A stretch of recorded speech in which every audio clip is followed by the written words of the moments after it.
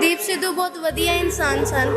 ਜਿਸ ਤਰਕ ਨਾਲ ਉਹ ਗੱਲ ਕਰਦੇ ਹੁੰਦੇ ਸੀਗੇ ਉਸ ਤਰਕ ਨਾਲ ਹੋਰ ਕੋਈ ਗੱਲ ਨਹੀਂ ਕਰਦਾ ਸੀ। ਇੰਟੈਲੈਕਚੁਅਲ ਮਾਈਂਡ ਸੀਗਾ, ਉਹ ਬਹੁਤ ਵਧੀਆ ਸੀਗਾ। ਉਹ ਕਿਸੇ ਵੀ ਪੱਤਰਕਾਰ ਨੂੰ ਅੱਗੇ ਤੋਂ ਸਵਾਲ ਵੀ ਨਹੀਂ ਸੀ ਆਉਣ ਦਿੰਦੇ। ਗੋਦੀ ਮੀਡੀਆ ਦਾ ਤਾਂ ਦੇਖੋ ਕੰਮ ਹੀ ਹੈ ਸਾਡੇ ਖਿਲਾਫ ਰਿਪੋਰਟਿੰਗ ਕਰਨਾ, ਸਾਡੇ ਖਿਲਾਫ ਵੀਡੀਓਜ਼ ਵਗੈਰਾ ਛਾਪਣੀਆਂ, ਪਰ ਸਾਡੇ ਆਪਣੇ ਜਿਹੜੇ ਸੀਗੇ ਜਦੋਂ ਉਹ ਖੁਦ ਸਾਡੇ ਖਿਲਾਫ ਹੋ ਜਾਂਦੇ ਨੇ ਤਾਂ ਬਹੁਤ ਦੁੱਖ ਹੁੰਦਾ। ਉਹਨਾਂ ਨੂੰ ਟਾਰਗੇਟ ਕੀਤਾ ਗਿਆ ਸੀਗਾ ਜਦੋਂ ਉਹਨਾਂ ਨੇ ਹੱਥ ਵਿੱਚ ਸ਼ਮਸ਼ੀਰ ਤੇ ਝਾੜੂ ਫੜਿਆ ਸੀਗਾ, ਉਸੇ ਟਾਈਮ ਇਹ ਨਿਸ਼ਚਿਤ ਹੋ ਗਿਆ ਸੀਗਾ ਕਿ ਉਹਨਾਂ ਨੂੰ ਮਾਰ ਦੇਣਾ। ਸਰਕਾਰਾਂ ਨੂੰ ਤੇ ਏਜੰਸੀਆਂ ਨੂੰ ਗੱਲ ਚੁੱਭਦੀਆਂ ਸਨ ਜੋ ਉਹ ਕਰਦੇ ਸਨ। ਦੀਪ ਭਾਈ ਨੇ ਪੰਜਾਬ ਦੇ ਹੱਕਾਂ ਲਈ ਆਵਾਜ਼ ਉਠਾਈ ਸੀਗੀ। ਉਹ ਚਾਹੁੰਦੇ ਸੀਗੇ ਕਿ ਸਾਡੀ ਨੌਜਵਾਨੀ ਜਾਗੇ। ਕੀ ਦੇਖਿਆ ਜਾਵੇ ਹੁਣ ਕਿ ਜਿਹੜੀ ਪੰਜਾਬ ਦੀ ਨੌਜਵਾਨੀ ਹੈ ਜਾਂ ਜਿਹੜਾ ਪੰਜਾਬ ਦਾ ਉਗਮਣ ਵਾਲਾ ਭਵਿੱਖ ਹੈ, ਉਹਨਾਂ ਵਾਸਤੇ ਸੁਨੇਹਾ ਕੀ ਹੈ ਦੀਪ ਦੀ ਸੋਚ ਨੂੰ ਲੈ ਕੇ? ਉਹਨਾਂ ਵਾਸਤੇ ਇਹੀ ਸੁਨੇਹਾ ਹੈ ਕਿ ਤੁਸੀਂ ਜ਼ਿਆਦਾ ਤੋਂ ਜ਼ਿਆਦਾ ਦੀਪ ਭਾਈ ਦੀ ਸੋਚ ਤੇ ਪਹਿਰਾ ਦਿਓ।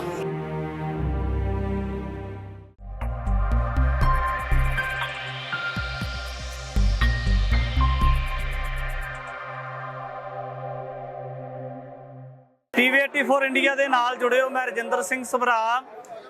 ਬਾਈ ਦੀਪ ਸਿੱਧੂ ਸਾਡੇ ਕੋਲੋਂ ਸਦੀਵੀ ਤੌਰ ਤੇ ਵਿਛੜ ਚੁੱਕੇ ਨੇ। ਅੱਜ ਉਹਨਾਂ ਦੀ ਅੰਤਮ ਅਰਦਾਸ ਗੁਰਦੁਆਰਾ ਸ੍ਰੀ ਫਤਿਹਗੜ੍ਹ ਸਾਹਿਬ ਦੇ ਵਿੱਚ ਕੀਤੀ ਜਾਣੀ ਹੈ। ਤਾਂ ਇੱਥੇ ਵੱਖ-ਵੱਖ ਸ਼ਖਸੀਅਤਾਂ, ਪੰਥਕ ਸ਼ਖਸੀਅਤਾਂ ਔਰ ਵੱਖ-ਵੱਖ ਜਿੰਨੇ ਵੀ ਨਾਨਕ ਨਾਮ ਲੇਵਾ ਸਿੱਖ ਸੰਗਤਾਂ ਨੇ ਉਹ ਵੱਡੀ ਤਾਦਾਦ ਦੇ ਵਿੱਚ ਪੁੱਜੀਆਂ ਸ਼ੁਰੂ ਹੋਈਆਂ ਨੇ। ਤਾਂ ਇੱਥੇ ਇੱਕ ਬੱਚੀ ਹੈ ਸਾਡੇ ਨਾਲ। ਜਦੋਂ ਦੀਪ ਸਿੱਧੂ ਨੇ ਸ਼ੰਭੂ ਬੈਰੀਅਰ ਦੇ ਉੱਪਰ ਮੋਰਚਾ ਲਗਾਇਆ ਸੀ ਤਾਂ ਉਸ ਸਮੇਂ ਦੇ ਦਰਮਿਆਨ ਇਹ ਬੱਚੀ ਦੀਆਂ ਸਪੀਚਾਂ ਬਹੁਤ ਵਾਇਰਲ ਹੋਈਆਂ ਸੀ। ਬੱਚੀ ਦੇ ਨਾਲ ਗੱਲਬਾਤ ਕਰਾਂਗੇ। ਦੀਪ ਸਿੱਧੂ ਦੇ ਨਾਲ ਬਹੁਤ ਨੇੜੇ ਰਹੇ ਹੋ, ਤਾਂ ਸਭ ਤੋਂ ਪਹਿਲਾਂ ਸਵਾਲ ਹੈ ਦੀਪ ਸਿੱਧੂ ਦੀ ਸ਼ਖਸੀਅਤ ਕਿਵੇਂ ਦੀ ਸੀ? ਕਿਉਂਕਿ ਲਗਾਤਾਰ ਉਹਨਾਂ ਦੇ ਉੱਪਰ ਇਲਜ਼ਾਮ ਤਰਾਸ਼ੀਆਂ ਹੋਈਆਂ। ਜੇ ਤੁਹਾਡੇ ਨਜ਼ਰੀਏ ਤੋਂ ਦੇਖਣਾ ਹੋਵੇ ਤਾਂ ਦੀਪ ਸਿੱਧੂ ਕਿਵੇਂ ਦੇ ਇਨਸਾਨ ਸਨ? ਦੀਪ ਸਿੱਧੂ ਬਹੁਤ ਵਧੀਆ ਇਨਸਾਨ ਸਨ। ਜਿਸ ਤਰਕ ਨਾਲ ਉਹ ਗੱਲ ਕਰਦੇ ਹੁੰਦੇ ਸੀਗੇ ਉਸ ਤਰਕ ਨਾਲ ਹੋਰ ਕੋਈ ਗੱਲ ਨਹੀਂ ਕਰਦਾ ਸੀਗਾ। ਉਹਨਾਂ ਦਾ ਜਿਹੜਾ ਇੰਟੈਲੈਕਚੁਅਲ ਮਾਈਂਡ ਸੀਗਾ ਉਹ ਬਹੁਤ ਵਧੀਆ ਸੀਗਾ। ਉਹ ਕਿਸੇ ਵੀ ਪੱਤਰਕਾਰ ਨੂੰ ਅੱਗੇ ਤੋਂ ਸਵਾਲ ਵੀ ਨਹੀਂ ਸੀ ਆਉਣ ਦਿੰਦੇ। ਉਹ ਟੇਬਲ ਟਾਕ ਤੇ ਬਹੁਤ ਵਧੀਆ ਗੱਲ ਕਰਨ ਵਾਲੇ ਬੰਦੇ ਸੀਗੇ। ਉਹਨਾਂ ਦੇ ਵਰਗੀ ਗੱਲ ਕੋਈ ਹੋਰ ਕਰ ਨਹੀਂ ਸੀ ਸਕਦਾ। ਬਹੁਤ ਹੀ ਪ੍ਰੈਜ਼ੈਂਟ ਮਾਈਂਡ, ਜਿਨ੍ਹਾਂ ਨੂੰ ਹਰ ਗੱਲ ਦਾ ਜਵਾਬ ਆਉਂਦਾ ਹੋਵੇ, ਉਹ ਬਹੁਤ ਵਧੀਆ ਬੰਦੇ ਸੀ।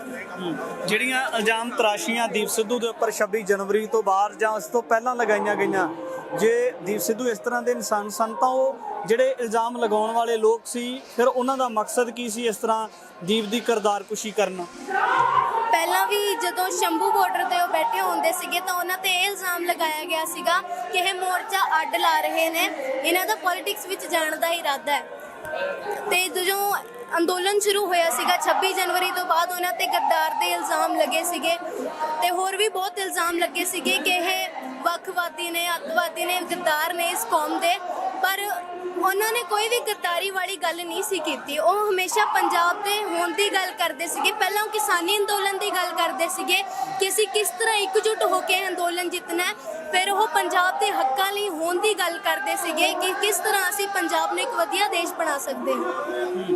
ਜੇ ਆਪਾਂ 26 ਦੀ ਗੱਲ ਕਰੀਏ ਤਾਂ ਹਰ ਬੰਦੇ ਦੇ ਮਨ ਦੇ ਵਿੱਚ ਇੱਕ ਤਰ੍ਹਾਂ ਦੇ ਨਾਲ ਸ਼ੰਕਾ ਪੈਦਾ ਹੋਇਆ ਸੀ, ਕਿਉਂਕਿ ਜਿਸ ਤਰੀਕੇ ਦੇ ਨਾਲ ਦੀਪ ਸਿੱਧੂ ਨੂੰ ਜਿੱਥੇ ਗੋਦੀ ਮੀਡੀਆ ਨੇ ਇੱਕ ਤਰ੍ਹਾਂ ਦੇ ਨਾਲ ਜਿਹੜਾ ਇੱਕ ਪਾਸੜ ਕਰਨਾ ਜ਼ਾਹਰ ਕਰਨਾ ਸ਼ੁਰੂ ਕੀਤਾ, ਤਾਂ ਦੂਜੇ ਪਾਸੇ ਜਿਹੜਾ ਸੀ ਸਾਡੇ ਆਪਣੇ ਸੀ ਜਿਹੜੇ ਦੀਪ ਦੇ ਸੱਜੇ ਖੱਬੇ ਰਹਿੰਦੇ ਸੀ, ਉਹ ਵੀ ਦੀਪ ਦੇ ਵਿਰੋਧ ਵਿੱਚ ਚਲੇ ਗਏ।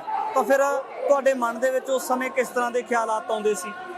ਗੋਦੀ ਮੀਡੀਆ ਦਾ ਤਾਂ ਦੇਖੋ ਕੰਮ ਹੀ ਹੈ ਸਾਡੇ ਖਿਲਾਫ ਰਿਪੋਰਟਿੰਗ ਕਰਨਾ, ਸਾਡੇ ਖਿਲਾਫ ਵੀਡੀਓਜ਼ ਵਗੈਰਾ ਛਾਪਣੀਆਂ, ਪਰ ਸਾਡੇ ਆਪਣੇ ਜਿਹੜੇ ਸੀਗੇ ਜਦੋਂ ਉਹ ਖੁਦ ਸਾਡੇ ਖਿਲਾਫ ਹੋ ਜਾਂਦੇ ਨੇ ਤਾਂ ਬਹੁਤ ਦੁੱਖ ਹੁੰਦਾ। ਉਹਨਾਂ ਨੇ ਖੁਦ ਕਿਹਾ ਸੀਗਾ ਕਿ ਮੈਨੂੰ ਇਸ ਤਰ੍ਹਾਂ ਦਾ ਮਹਿਸੂਸ ਹੋ ਰਿਹਾ ਜਿਸ ਤਰ੍ਹਾਂ ਮੈਨੂੰ ਅੰਦੋਲਨ 'ਚ ਬਾਹਰ ਕਰ ਦਿੱਤਾ ਗਿਆ। ਉਹ ਜਿਸ ਤਰ੍ਹਾਂ ਨਾਲ ਗੱਲ ਕਰਦੇ ਨੇ ਉਸ ਤਰ੍ਹਾਂ ਨਾਲ ਕੋਈ ਗੱਲ ਵੀ ਨਹੀਂ ਕਰ ਸਕਦਾ। ਤੇ ਇਹੀ ਕੁਝ ਗੱਲਾਂ ਸੀਗੀਆਂ ਜੋ ਸ਼ਾਇਦ ਸਾਡੇ ਜਥੇਬੰਦੀਆਂ ਸੀਗੀਆਂ ਉਹਨਾਂ ਨੂੰ ਵਧੀਆ ਨਹੀਂ ਸੀ ਲੱਗਦਾ। ਕਿਸਾਨ ਆਗੂਆਂ ਨੇ ਵੀ ਕਿਹਾ ਸੀ ਕਿ ਜਿਹੜਾ ਦੀਪ ਸਿੱਧੂ ਹੈ ਆਰਐਸਐਸ ਦਾ ਪਲਾਂਟਡ ਬੰਦਾ, ਇਹਦੇ ਕੋਲ ਕੋਈ ਤਜਰਬਾ ਨਹੀਂ, ਇਹ ਕੇਵਲ ਜਿਹੜਾ ਸੰਘਰਸ਼ਾਂ ਨੂੰ ਖੰਡਾਉਣ ਵਾਸਤੇ ਆਇਆ ਹੋਇਆ ਹੈ। ਤਾਂ ਇੱਕ ਬਹੁਤ ਵੱਡਾ ਇਲਜ਼ਾਮ ਦੀਪ ਦੇ ਉੱਪਰ ਲਗਾਇਆ ਜਾਂਦਾ ਸੀ ਕਿ ਦੀਪ ਰਾਜਨੀਤੀ ਕਰਨ ਵਾਸਤੇ ਆਇਆ। ਦੀਪ ਨੇ ਰਾਜਨੀਤੀ ਨਹੀਂ ਕੀਤੀ। ਦੀਪ ਆਪਣੇ ਆਪ ਨੂੰ ਬੇਦਾਗ ਸਾਬਤ ਕਰਨ ਵਾਸਤੇ ਜਿਹੜਾ ਉਹਦਾ ਮਿਥਿਆ ਹੋਇਆ ਨਿਸ਼ਾਨਾ ਸੀ, ਉਹ ਮਿੱਥੇ ਹੋਏ ਨਿਸ਼ਾਨੇ ਦੇ ਉੱਪਰ ਚੱਲਦਾ ਰਿਹਾ। ਪਰ ਉਹ ਜਿਹੜੇ ਇਲਜ਼ਾਮ ਲਗਾਉਣ ਵਾਲੇ ਲੋਕ ਸੀ ਉਹ ਕਿਸਾਨ ਆਗੂ ਤੋਂ ਰਾਜਸੀ ਲੀਡਰ ਬਣ ਗਏ। ਤਾਂ ਉਹ ਰਾਜਸੀ ਲੀਡਰਾਂ ਦੇ ਬਾਰੇ ਕੀ ਕਹਿਣਾ ਚਾਹੋਗੇ? ਦੀਪ ਬਾਈ ਜਿਹੜੇ ਸੀਗੇ ਉਹ ਬਹੁਤ ਤਰਕ ਨਾਲ ਗੱਲ ਕਰਦੇ ਸੀਗੇ ਤੇ ਉਹ ਪਹਿਲਾਂ ਸ਼ੁਰੂ ਤੋਂ ਲੈ ਕੇ ਹੁਣ ਤੱਕ ਕਿਸਾਨ ਅੰਦੋਲਨ ਵਿੱਚ ਜੁੜੇ ਹੋਏ ਸੀਗੇ। ਉਹਨਾਂ ਨੂੰ ਕੀ ਲੋੜ ਸੀਗੀ ਆਪਣੀ ਲਗਜ਼ਰੀ ਲਾਈਫ ਨੂੰ ਛੱਡ ਕੇ ਸੜਕਾਂ ਤੇ ਡੇਰੇ ਲਾਉਣ ਦੀ। ਉਹ ਪਹਿਲਾਂ ਸ਼ੰਭੂ ਬਾਰਡਰ ਬੈਠੇ ਰਹੇ, ਫਿਰ ਦਿੱਲੀ ਬੈਠੇ ਰਹੇ। ਹਾਲਾਂਕਿ ਉਹਨਾਂ ਨੂੰ ਗੱਦਾਰ ਕਹਿੰਦੇ ਸੀਗੇ ਪਰ ਫਿਰ ਵੀ ਉਹ ਮੈਦਾਨ ਵਿੱਚ ਜੁਟੇ ਰਹੇ। ਉਹ ਆਪਣੇ ਆਪ ਨੂੰ ਸਹੀ ਸਾਬਿਤ ਕਰਨਾ ਚਾਹੁੰਦੇ ਸੀਗੇ ਪਰ ਉਹਨਾਂ ਦੀ ਕੋਈ ਗਲਤੀ ਨਹੀਂ ਸੀਗੀ ਤੇ ਉਹ ਹੁਣ ਸ਼ੁਰੂ ਤੋਂ ਲੈ ਕੇ ਹੁਣ ਤੱਕ ਬਿਲਕੁਲ ਅੰਤ ਤੱਕ ਉਹ ਆਪਣੇ ਆਪ ਨੂੰ ਸਹੀ ਸਾਬਿਤ ਕਰਦੇ ਰਹੇ।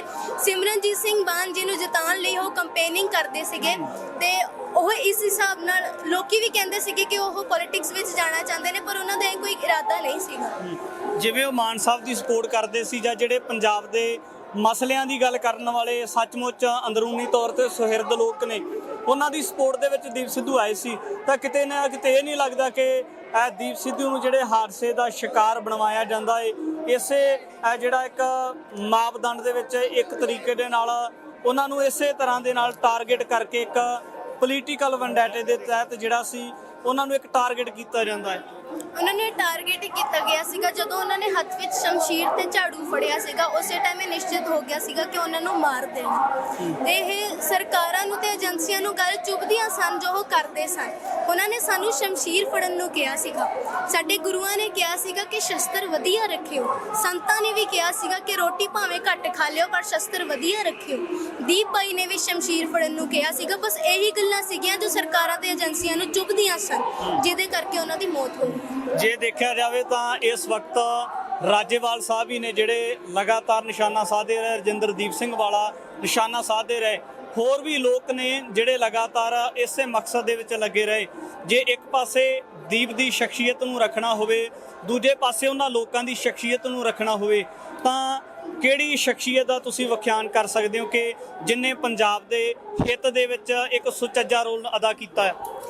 ਦੀਪ ਬਾਈ ਨੇ ਪੰਜਾਬ ਦੇ ਹੱਕਾਂ ਲਈ ਆਵਾਜ਼ ਉਠਾਈ ਸੀਗੀ। ਉਹ ਚਾਹੁੰਦੇ ਸੀਗੇ ਕਿ ਸਾਡੀ ਨੌਜਵਾਨੀ ਜਾਗੇ ਤੇ ਉਹ ਪੰਜਾਬ ਦੇ ਲਈ ਕੁਝ ਕਰਨ।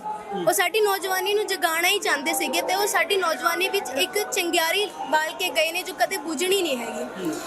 ਉਹਨਾਂ ਨੂੰ ਪਹਿਲਾਂ ਵੀ ਲੋਕ ਗੱਦਾਰ ਕਹਿੰਦੇ ਸੀਗੇ ਕੁਝ ਤੇ ਹੁਣ ਜਿਹੜੇ ਉਹ ਗੱਦਾਰ ਨੇ, ਜਿਹੜੇ ਕਹਿੰਦੇ ਸੀਗੇ ਗੱਦਾਰ, ਉਹ ਵੀ ਹੁਣ ਉਹਨਾਂ ਦੇ ਹਿੱਤ ਵਿੱਚ ਆਏ ਨੇ। ਉਹਨਾਂ ਦੇ ਹੁਣ ਮਰਨ ਤੋਂ ਬਾਅਦ ਉਹਨਾਂ ਨੇ ਉਹਨਾਂ ਦਾ ਮੁੱਲ ਪਾਇਆ, ਪਹਿਲਾਂ ਕਿਸੇ ਨੇ ਉਹਨਾਂ ਦਾ ਮੁੱਲ ਨਹੀਂ ਸੀ ਪਾਇਆ। ਦੀਪ ਦੀ ਸੋਚ ਦੀ ਗੱਲ ਚੱਲਦੀ ਹੈ, ਕਿਹਾ ਜਾਂਦਾ ਕਿ ਜਿਹੜੀ ਦੀਪ ਆਈਡੀਓਲੋਜੀ ਲੈ ਕੇ ਆਏ ਸੀ ਗੁਰੂ ਨਾਨਕ ਸਾਹਿਬ ਦੇ ਫਲਸਫੇ ਦੀ, ਦਸ਼ਮੇਸ਼ ਪਾਤਸ਼ਾਹ ਬਾਰੇ ਫਲਸਫੇ ਦੀ ਗੱਲ ਕਰਦੇ ਸੀ ਉਹ, ਔਰ ਪੰਜਾਬ ਤੇ ਪੰਥ ਦੀ ਗੱਲ ਕਰਦੇ ਸੀ ਕਿ ਜਦੋਂ ਵੀ ਭਾਰਤ ਦੇ ਉੱਪਰ ਕੋਈ ਵਿਪਤਾ ਪਈ ਹੈ ਤਾਂ ਸਿੱਖ ਪੰਥ ਨੇ, ਸਿੱਖ ਯੋਧਿਆਂ ਨੇ ਬਹੁਤ ਵੱਡੀ ਭੂਮਿਕਾ ਨਿਭਾਈ ਹੈ ਗੇਰੇ ਹੋ ਕੇ, ਚਾਹੇ ਉਹ ਪੰਜਾਬ ਦੀ ਆਬਰੂ ਨੂੰ ਲੁੱਟਣ ਵਾਸਤੇ ਅਹਿਮਦ ਸ਼ਾਹ ਦੁਰਾਨੀ ਵਰਗੇ ਆਉਂਦੇ ਰਹੇ, ਪਰ ਸਿੱਖ ਯੋਧਿਆਂ ਨੇ ਬਹੁਤ ਵੱਡੀ ਭੂਮਿਕਾ ਨਿਭਾਈ ਹੈ। ਤਾਂ ਕੀ ਦੇਖਿਆ ਜਾਵੇ ਹੁਣ ਕਿ ਜਿਹੜੀ ਪੰਜਾਬ ਦੀ ਨੌਜਵਾਨੀ ਹੈ ਜਾਂ ਜਿਹੜਾ ਪੰਜਾਬ ਦਾ ਉਗਮਣ ਵਾਲਾ ਭਵਿੱਖ ਹੈ, ਉਹਨਾਂ ਵਾਸਤੇ ਸੁਨੇਹਾ ਕੀ ਹੈ ਦੀਪ ਦੀ ਸੋਚ ਨੂੰ ਲੈ ਕੇ?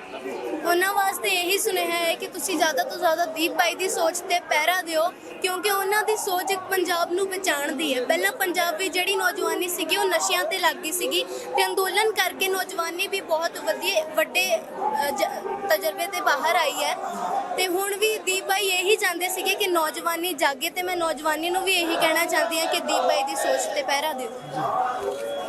ਕਿਹਾ ਜਾਂਦਾ ਪੰਜਾਬ ਦੇ ਜੰਮਿਆਂ ਨੂੰ ਨਿੱਤ ਨਵੀਆਂ ਮੁਹਿੰਮਾਂ ਹੀ ਪੈਂਦੀਆਂ ਨੇ, ਬਿਲਕੁਲ ਪਹਾੜ ਮੁਸੀਬਤਾਂ ਦੇ ਰਹੀਆਂ ਸਾਡੀਆਂ ਪੀੜ੍ਹੀਆਂ ਸਹਿੰਦੀਆਂ ਨੇ। ਇਹ ਸੱਚ ਹੈ ਕਿ ਜਦੋਂ ਕੋਈ ਸਿਧਾਂਤ ਦੇ ਉੱਪਰ ਚੱਲਦਾ ਹੈ, ਜਦੋਂ ਕੋਈ ਸੱਚ ਦੇ ਉੱਪਰ ਚੱਲਦਾ ਹੈ ਤਾਂ ਇਸ ਤਰੀਕੇ ਦੇ ਨਾਲ ਵੱਖ-ਵੱਖ ਵੰਡਾਟਾਂ ਦੇ ਤਹਿਤ ਉਹਨਾਂ ਨੂੰ ਟਾਰਗੇਟ ਕਰਕੇ ਜਿਹੜਾ ਮਲੀਆ ਮੇਟ ਕਰਨ ਦਾ ਯਤਨ ਕੀਤਾ ਜਾਂਦਾ ਹੈ।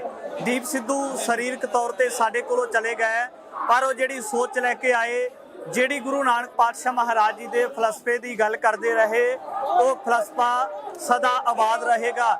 ਇੱਥੇ ਹਜ਼ਾਰਾਂ ਦੀਪ ਵਰਗੇ ਨੌਜਵਾਨ ਜੰਮਣਗੇ ਜਿਹੜੇ ਲਗਾਤਾਰ ਪੰਜਾਬ ਦੀ ਪੰਥ ਦੀ, ਸੱਚ ਦੀ, ਸਿੱਖੀ ਸਿਧਾਂਤ ਦੀ ਗੱਲ ਕਰਨਗੇ। ਆਉਣ ਵਾਲੇ ਸਮੇਂ ਦੇ ਵਿੱਚ तमाम ਪੱਖ ਤੁਹਾਡੇ ਦਰਮਿਆਨ ਲੈ ਕੇ ਹਾਜ਼ਰ ਹੋਵਾਂਗਾ। ਧੰਨਵਾਦ। ਵਾਹਿਗੁਰੂ ਜੀ ਕਾ ਖਾਲਸਾ, ਵਾਹਿਗੁਰੂ ਜੀ ਕੀ ਫਤਿਹ।